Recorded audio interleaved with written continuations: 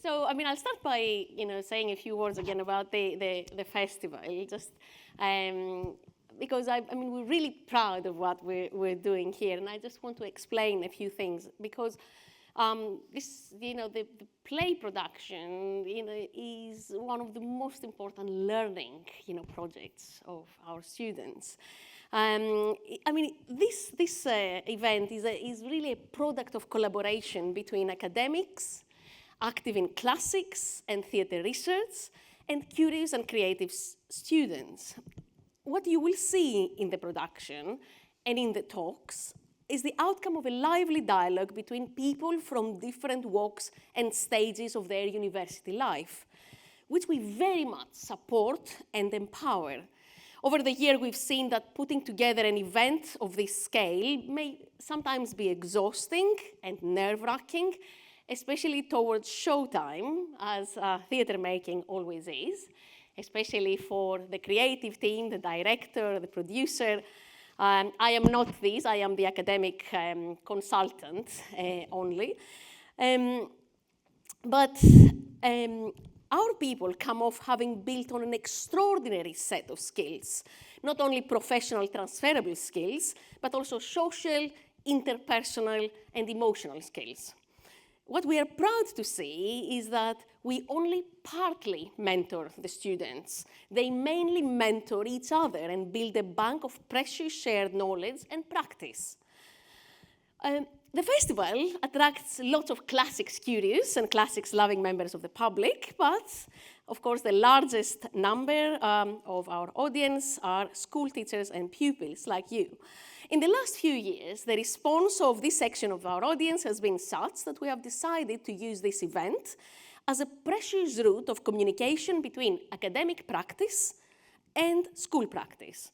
We have developed a strong relationship with teachers over the years, largely thanks to the Warwick Classics Network, the leading network for teachers and academics in the country, led by my lovely colleague, Dr. Paul Grigsby. And we remain committed to the belief that university research needs to be available and supportive towards school practice. Everything that you will see that takes place here today, from production to lectures and seminars, will form a resource for people studying the classics and exploring the world of ancient drama. We already have a website with a bank of resources based off on this festival, but we're also launching a brand new one, tailor-made, for exploring new knowledge, including through bite-sized videos, which I know from my own children that are quite precious for revision. My children are in GCSE and A-level. My talk tonight aims to fulfill some of that aim, so I would appreciate your understanding if the first part of my talk is rather detailed in terms of outlining the dramatic action. But the Oresteia, and even more so, in my opinion, than other dramas, is so complex and has been interpreted in so many ways that I believe that some pointers will be useful for your engagement with this production. So the following analysis refers to this production, and it reflects departmental conversations over the last few months, and hopefully it will help your engagement with the play. So, Agamemnon was composed as the first part of Aeschylus' trilogy Oresteia. By now you must have heard this several times, and not as a standalone play. Oops, yeah, no. It is almost as long as the other two plays put together, the Libation Bearers and the Eumenides, and all three form an incredibly complex 4,000-line long play, the Oresteia. Sometimes the plays are mentioned by themselves. However, I think it is more accurate to say that the Oresteia is one long play. It is a trilogy, but essentially it is one long play. So Agamemnon is set in Argos. Okay? Our play is set in Argos, so the middle circle there in the Peloponnese. And it is the home of the eponymous king, Agamemnon, and his brother Menelaus, who in Aeschylus' version is not king of Sparta, okay, but of Argos, jointly with Agamemnon. Possibly, I don't know, exchanging, every year, but that's not made clear. But when Helen, in the background of the play, is taken by the Prince of Troy, Paris, she's taken from Argos, not Sparta. So she becomes Helen of Troy, but she's Helen of Argos initially, not Helen of Sparta. Now, this may look like a detail, but it is actually really important for interpretation, and I can explain this later to you if you're interested. Together, Agamemnon and Menelaus, they led the military expedition against Troy, an event which casts a heavy shadow over the whole play and the whole trilogy. Even 4,000 lines later, in the Humanities, we still get to hear about the impact of the Trojan expedition.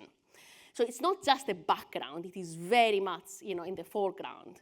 After Troy's sack and heavy plundering, Agamemnon returns home with loot in the only ship from an enormous fleet that has survived this terrible storm that annihilated the rest of the fleet.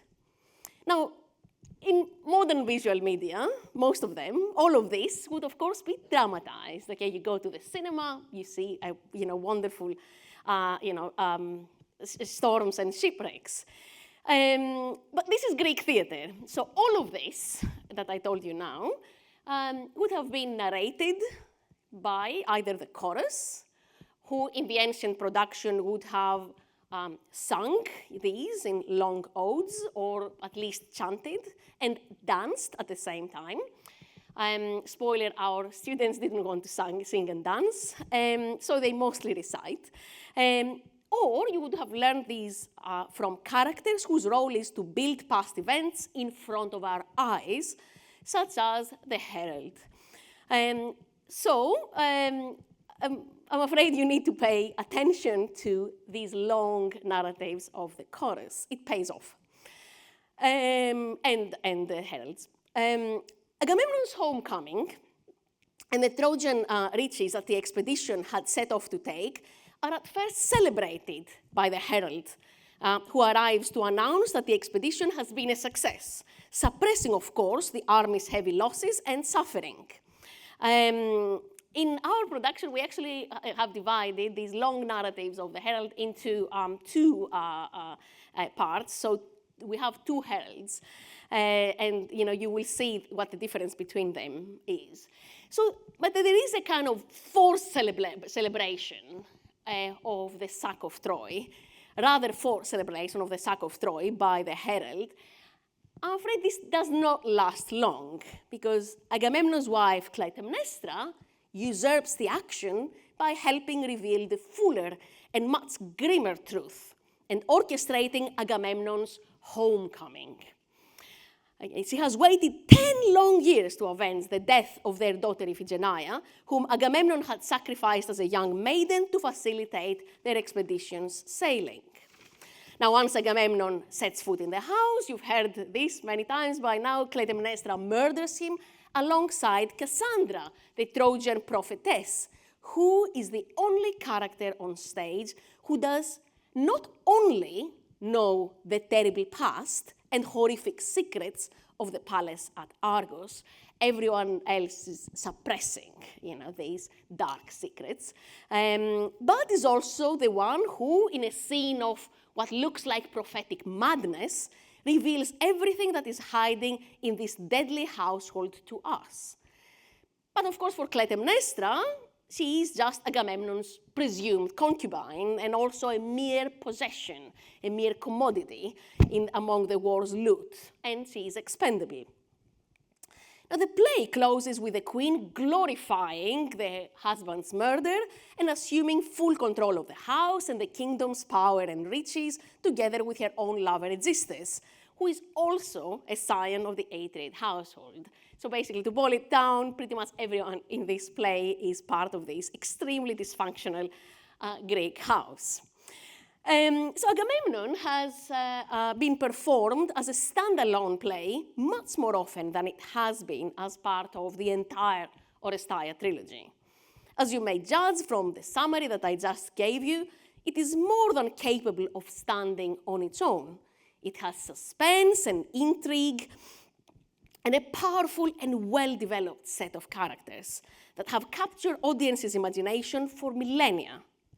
Above all, it features these two incredible female characters, the regal, sharp-witted, and eloquent Queen Clytemnestra, who holds all the male characters of the play in her grip, dominating the Atreid house and our stage with ease. And also the Trojan Cassandra, who, having already paid heavily for a failed deal with cruel and calculating god Apollo, ultimately shares Agamemnon's brutal fate in the hands of Queen Clytemnestra. Now, in the wake of 20th century feminist thought, such powerful female characters cemented audiences' fascination with the play. Clytemnestra and Cassandra are often referred to as symbols of female resistance against patriarchy, which in the Oresteia is conveyed by the conduct of imperialists Agamemnon and Menelaus, and also the cruelty of the god Apollo.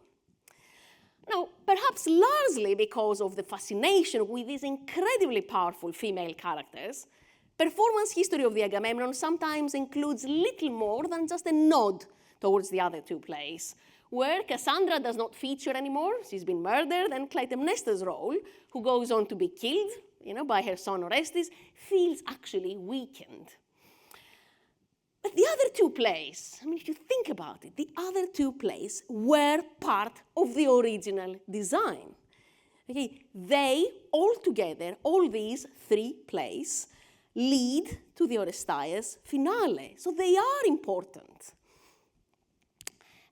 These two plays focus on the fate of the house after the murder of Agamemnon and develop further some powerful themes which lead to the trilogy's finale. Orestes' revenge murder of his mother and his trial and tribulations afterwards until his acquittal in an Athenian court of law. And then the real finale, about which I will tell you in a second. Now, here is how the story goes after the Agamemnon that you will see today. In the Libation Bearers, okay, it's a funny title, but it is named after the chorus, who pour libations into the tomb of murdered and mutilated Agamemnon. Okay, so this is the chorus of the second play. So in this play, Orestes returns to Argos, enacting one more of several homecomings which structure the trilogy. So homecoming, we said that the first play focuses very much on the homecoming of that regrettable homecoming of Agamemnon and his murder by Clytemnestra. He's another, like Odysseus, who comes home, but instead of being welcomed, he's murdered. So homecoming is really a structural theme in the Oresteia because, again, in the Libation Bearers, we have another homecoming. We have Orestes now, who was in exile, enacting, a homecoming. And he is reunited with his sister Electra, and together, and with Pylades, obeying both Apollo's and the Furies' drive for revenge. He kills Clytemnestra to avenge his father. Now, it's actually a misunderstanding that the Erinyes or Furies are only involved in the revenge of Clytemnestra's murder, okay, in the third play. They're actually involved in all the murders across the Oresteia, even in the background of the past of the Oresteia, even before the play starts. He's then forced to flee Argos to escape the Furies, who hunt him down to avenge the latest murder, Clytemnestra's. Now, and I will, say again, because it is really important that, the third play is not the first play where we see these Furies. The Furies are implicated in all murders. Actually, not only the revenge, for murders, but the punishment of murders, but also involved in their perpetration. What are the Erinyes? What are these Furies that you hear about? These are unseen or partially seen forces of a divine or demonic nature that ancient Greek imagination understood as ever present, not only in the world around us, because they're also divinized, divine or demonic, but also inside us. Okay? Emotions also are often, represented via divinities in ancient imagination. So they are imagined as inside us as well as outside us. Humans can only sense their presence. Hence, often in ancient vase paintings, they appear partially represented. I'm sure those of you who went to my colleague's Emily Clifford's paper, you may have got this idea very well by now. But if you haven't been, the talk will be made available on our website for later. So in ancient vase paintings, they appear only partially represented, like the Erinyes, up there.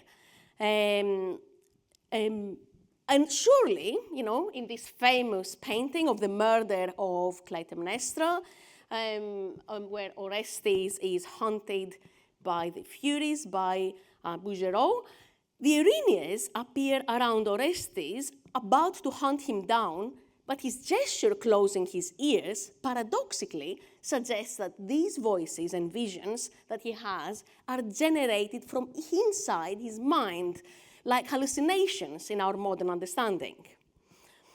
Now, in the final play, in the Eumenides, Orestes arrives in Delphi to seek protection from Apollo, who had commanded him to kill his mother in the first place.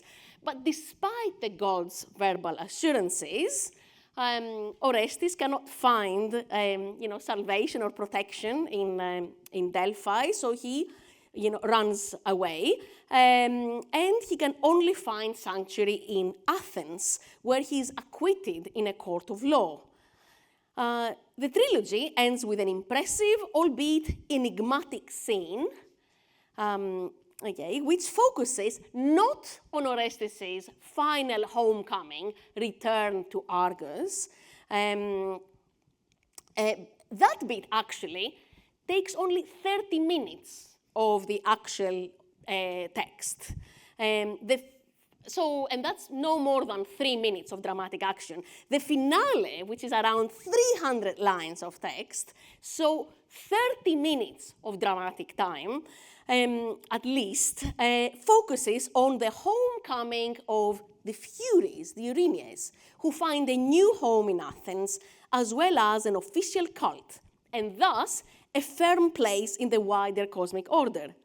In that impressive finale, from the wandering vagrants that they were before, the Erinyes or Furies, with their fury and their potential for destruction, so warts and all, now become part of the cosmic household of, led by Zeus. So that's the homecoming of the Erinyes. They acquire a household, a cosmic household, and promise to channel their previously destructive energies into a more beneficent order.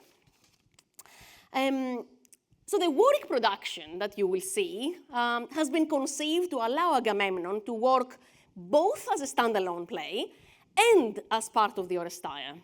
We have planned for the libation bearers and the Eumenides to be produced together next year, in January 2026, in the same space of the Warwick Arts Centre, and we will be making the video recording of this year's Agamemnon available to audiences to watch in advance, so that they might experience, well, at least to a degree, the full effect of the trilogy.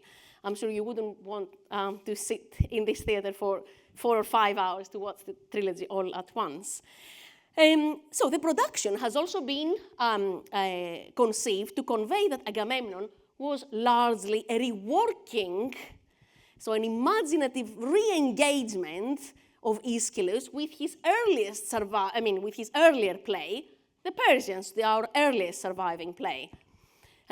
So Persians and Agamemnon share a lot of themes, and actually the Persians is where the Oresteia's most salient themes appear to have been first developed. Well, as far as we can tell, because the corpus of that has survived. Some of you attended the play last year, and actually all of you can watch it on YouTube if you want. Both plays are deeply preoccupied with ideas surrounding imperial greed and its destructive consequences on individuals, communities, and the wider world. Both Persians and Agamemnon convey these ideas through color and materiality. Okay, this is theater, after all, especially with the use of striking red fabrics that are suggested by the text. We know, that the fabrics would have been in the original productions. The striking red fabrics that capture both wealth and the precious life that the greed of the powerful can callously destroy for their own enrichment. The production of the Persians in 2024 conveyed the idea that loss of life is devastating and regrettable, even if it is the life of a hated enemy, as the Persians were for the Greeks in classical Greece. Life itself, and not the accoutrements of power, is ultimately the most sacred wealth. Now, devastating loss of life is similarly at the center of Agamemnon. In almost every performed version of this play, one can easily detect an event that haunts it, although the event itself is never shown. And this is the sacrifice of Iphigenia, Agamemnon's young daughter, whom he killed in order to appease the angry winds that would prevent the expedition from sailing. The description of Iphigenia's sacrifice, in the words of the chorus, which has, and it has to be said, subtle but unmistakable connotations of sexual violence, is harrowing and informs much of the play, including its dramaturgy. Now, this bit is from that description of the sacrifice, not all of it, some of it. So the father tells his men, the father is Agamemnon, tells his generals, with all their will, to hold her and her trailing robes in readiness, neck facing down. They tie a fetter around her lovely cheeks and face, a gag to hold her tongue from words to put her house beneath a curse. They use the bridle's brutal force to muffle up her voice, and as her saffron-tinted cloth fell pouring to the earth like liquid dye, she shot each leader standing by an arrow from her eye, imploring pity. In this production, the profound impact of Iphigenia's sacrifice is conveyed by the constant presence of the bloodied saffron dress on the stage. Now, unlike the other fabrics, this is not in the original script, but it is our students' imaginative engagement with texts such as the one you saw before. This is one of the heavily significant fabric props which dominate the symbolism of the play, as fabrics do in the Persians, and as they did in the 2024 production, and as they do in this production. So here are some instances of this year's Agamemnon and the fabrics. In fact, inspired by Aeschylus' own persistence on the motif of fabrics and its link with central ideas in both plays, such as wealth and greed and abuse of wealth, abuse of life and lifeblood, in the Agamemnon we have used the same opulent fabrics which we used in the Persians. Also because they cost more than £3,000, but we will be using the same fabrics next year as Aeschylus' dramaturgy dictates to show how the themes develop in the following two plays. So you can imagine we've created our own trilogy or tetralogy with Persians, Agamemnon, and the libation bearers and Eumenides. Now, as in the Persians, so in Agamemnon, loss of life, loss of the most precious of all wealth, does not concern only individual killings. Numerically, the losses in Agamemnon should be imagined as staggering as they are in the Persians. The chorus tells us that scores of Greek men have been turned into dust during the 10 long years of the Trojan War. they have become ashes packed in funerary urns and shipped back to their loved ones. Okay, and again, this is this part of the choral lyric. The land knows whom it sent out. In place of human beings, their ashes in urns come back to each man's house. Ares, the god of war, who traffics in the gold for bodies and holds his scale in the battle of the spears, sends back to their homes from Troy heavy dust burnt in the fire, which brings hard tears. And in place of a man, ash is the freight of urns easily stowed. It is this dust, and not the golden dust that the expedition's greedy leaders would have wanted, that the sacrifice of so much life has produced. Troy has, of course, been sacked and looted, but given the destructive storm, very little of all that loot has survived the journey back to the Atreid palace, to the Atreid house. And this is actually where I want to come to the image of the house, which is one of the most frequently used words and images in the entire Oresteia. I mean, you rarely have 3 or 4 minutes of dramatic time where you don't hear something about house, house, house. All of these losses the play tells us, I mean, already in kind of this small text, you see the houses mentioned twice, okay? So depleted so many households. And you may actually remember the same idea in the Persians. So here, the ashes in urns come back to each man's house, or sends back to their homes from Troy, heavy dust burnt in the fire. But it is not only these kind of common soldiers' houses, common people's houses that the expedition destroyed and depleted. The image of the house has a very central role. We see that above all with the house of the Atreids, the palace of Argos, which has also been bled and depleted. Agamemnon was the only household member who returned to the Atreid house after the war, only to be killed for starting it in the first place. And of course, Menelaus and Helen are presumed lost. Thus, if you look at the Agamemnon as a whole and kind of from a distance, you can see the pattern that involves the house and how it starts and how it ends. It starts with a narration of an ambitious expedition designed to enrich Agamemnon's and Menelaus' palace at Argos, and of course, to remedy its losses, because the house had lost Helen, who was a valuable commodity that was taken away by Paris. The text clearly refers to Helen as a piece of wealth. Paris stole her. Okay, he's a thief. But the expedition ends by showing us that the war achieved very few gains. What it did achieve was devastation on both sides of the Aegean. So on one side of the Aegean, or the Trojan house, and also the city of Troy, they of course annihilated, okay, having been found guilty of abduction and theft. Their house, his father's house, was mowed down to the very ground in utter destruction. Now, on the other side of the Aegean, with the Argive palace, the oikos, as the Greek word is, of the family of the Atreids, has not only failed to get richer, but has gone on to do what it has always done to itself, as a result of its ruling members' inherited and generationally reinforced psychopathology. It has again devastated itself and bled itself further, and will continue doing so. This is not something the audience has to have prior knowledge of.